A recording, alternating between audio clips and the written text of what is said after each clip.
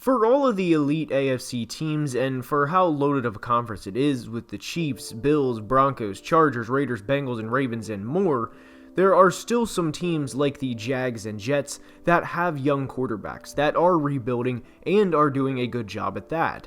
And as you can see, the title of today's video is "The New York Jets Are Doing Everything Right" may seem a little controversial or puzzling at first because you don't think of them as a contender in the AFC, and neither do I, to be clear, for 2022 at least, but from a long-term standpoint, they are doing everything right, and that's what we are going to break down in today's video, is the New York Jets' long-term plan. So without further ado, let's begin. When you look at the New York Jets roster, you don't think these guys are going to be world beaters or come close to that anytime soon. I mean, they play in a division with not only the greatest head coach of all time, but the big bad Bills, led of course by Josh Allen, who we expect to be a Super Bowl champion quarterback at least once, if not multiple times, throughout his NFL career. And the Dolphins are also doing their thing down in South Beach, as they recently acquired Tyreek Hill and have several good pieces on their roster in Jalen Waddle, Jalen Phillips, both corners they have, and of course now what we expect to be a great head coach in Mike McDaniel. And with all of this, there's the New York Jets, the team that hasn't made the playoffs since the 2010 season, and since they went to back-to-back AFC Championship games, and since then it's been rebuild after rebuild, and bad moment after bad moment, whether it was the butt fumble becoming a truly iconic moment in sports and pop culture, or having Geno Smith be your franchise quarterback, or the Christian Hackenberg experiment, or the trade up for Sam Darnold in 2018.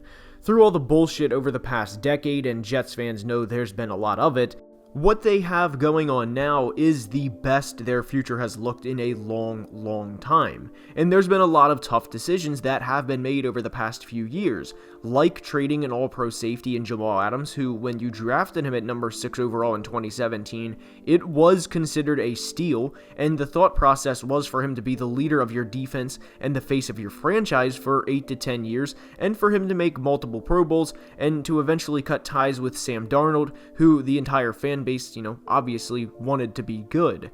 But you take a look at this team who's just 6-27 over the past 2 years and can't help but think how much promise there is.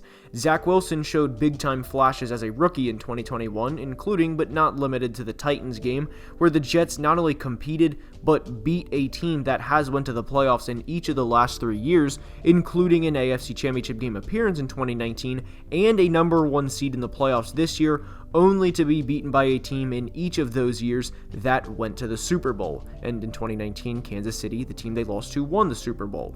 And to further make Jets fans feel good about that win, the Titans saw that game as a must-win, and were going 120% because they didn't want to lose to the Jets and have that stigma, right? Like, who wants to lose to the Jets? But this team also heavily competed with the Bucks this past year, who also took the Rams to the wire in the divisional round of the postseason. And sure, the Jets had shitty games in 2021, and Zach Wilson, as a 22-year-old rookie coming from the Mountain West Conference to the National Football League, not surprisingly, had his fair share of rookie moments, like a Week 18 game where he was sacked 8 times and the Jets were manhandled from the start and lost by 17 points. It happens in a rebuild. But when you start to place weapons around your rookie quarterback and give him an offensive line around him and not have to have tackle Connor McDermott's spot start like he did against the Bills, the 8-sack game, you're going to naturally look better. And the Jets have been doing everything the right way in terms of building around Zach Wilson that they did not do with Sam Darnold, and it's just now starting to show. And I know the people in North Jersey are not about moral victories, but last week they were one of the 2 teams in the Tyreek Hill sweepstakes, and if you could have got that player to put alongside Elijah Moore, Corey Davis, and have Michael Carter, and who we expect for them to draft a tight end fairly high with a decent offensive line, this offense is now looking very good for the future. And because they missed out on Tyreek, I would either A, be very shocked if they did not go with a first-round pick of receiver at number 10, or, like we have seen in a lot of talks recently, trade for DK Metcalf, and the DK trade makes a ton of sense. And on the DK trade, DK would get a fresh start in a place with a young quarterback and be in a pretty good market for his brand and for making money off the field. And to address something real fast, Whether this is with DK or a player in the draft process who the Jets could very much target at pick number 4, an Oregon defensive prospect Kayvon Thibodeaux, there seems to be this negative connotation that players want to build their brand and their social media off the field, and that this makes them a bad person or teammate in the sports world, and that is not the case. At the end of the day, these guys are humans, and why would you blame them or get upset with them trying to make extra money for the short period of their lives that they can to truly maximize this rare opportunity?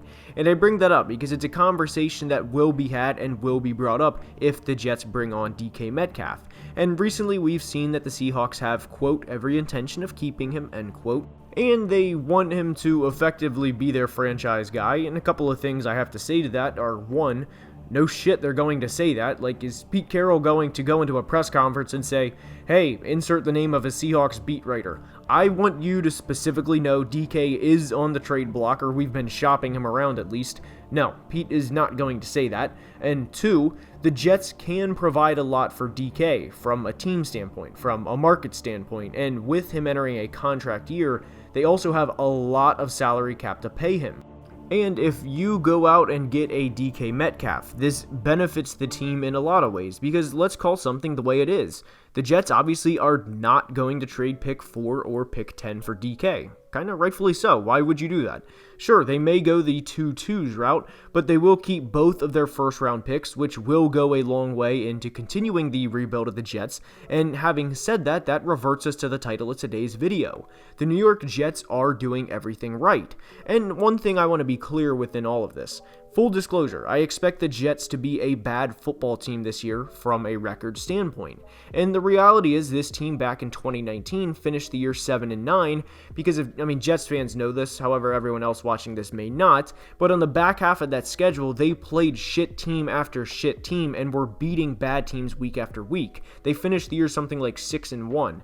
And there's a good chance in 2022 they finish with a worse record than what they had in 2019, yet are a much better football team and have a much brighter outlook moving forward. And the only true thing that concerns me with the Jets' future is Robert Saleh and Joe Douglas, obviously the head coach and GM, won't get the opportunity to finish the job because of the probable bad record that they'll have this year with how loaded the AFC is. But with Saleh, this is a coach who, as we know, absolutely loves pass rush and will do anything to get more of it. And to his benefit, one of the best pass rushers in the draft has fallen over the past few months in Kayvon Thibodeaux, and there's a good chance the Jets could have a defensive line of Quinnen Williams, Kayvon, and Carl Lawson, which is pretty solid. Say what you want about the Jets, but that is a pretty solid trio of pass rushers, and that is the one true way to stop opposing offenses. Pass rush. It's also worth noting all three of these guys are 27 or younger, and in Quinnen and Kayvon's case, 25 or younger, so in theory there should be a good 3, 4, or 5 year run with these guys, and within that run, what part of the football is going to get substantially better? The offense. The progression of DK Metcalf, who is just 24 years old, Elijah Moore, who had a good rookie season all things considered, Michael Carter, who is just 23, and of course Zach Wilson, who is also just 23. By the way, I have not mentioned my guy yet, but shout out Elijah Vera Tucker, he's also a beast. This team is built for the future, and I love how they're building everything. What I do believe will inevitably, suck for the Jets is they're going to constantly be compared to the Patriots, to the Bills, and potentially even the Dolphins as well, yet they're building a franchise of their own the correct way. One reason why I love adding DK Metcalf to this team so much is he's also a guy that influences the locker room and will help everyone else on the offense. You sign Corey Davis to a 3-year, $37 million deal, and in the first year of that produces a paltry 34-catch, 492-yard year, and to me at least, it was not surprising at all he disappointed relative to his contract. It's more of the concept that he was expected to be a number 1 receiver, and that's not who he is, and there's nothing wrong with that. Just don't pay Corey Davis big money and expect him to become this Jamar Chase player, because he's not. But when he is the number one receiver on the roster, it's not hard to limit what he can do, and that's also another reason why Zach Wilson struggled in 2021. Both poor offensive line play due in large part to a Mekhi Becton injury in week 1, and having a number 2 receiver be your number 1.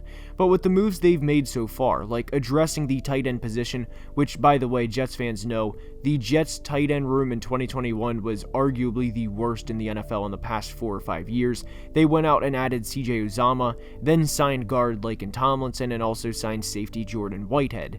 This team is on the rise, and although the record will more than likely not show a huge difference in 2022, I absolutely love what they're doing. And with that being said, that's all I have for today's video. I hope you enjoyed, and if you did, now is the time I ask you to please leave a like and subscribe to the channel, because it would truly mean the world. We are closing in on 38,000 subscribers, and I cannot thank you guys enough for the support, and until next time, please be safe and have a great day. Love you guys.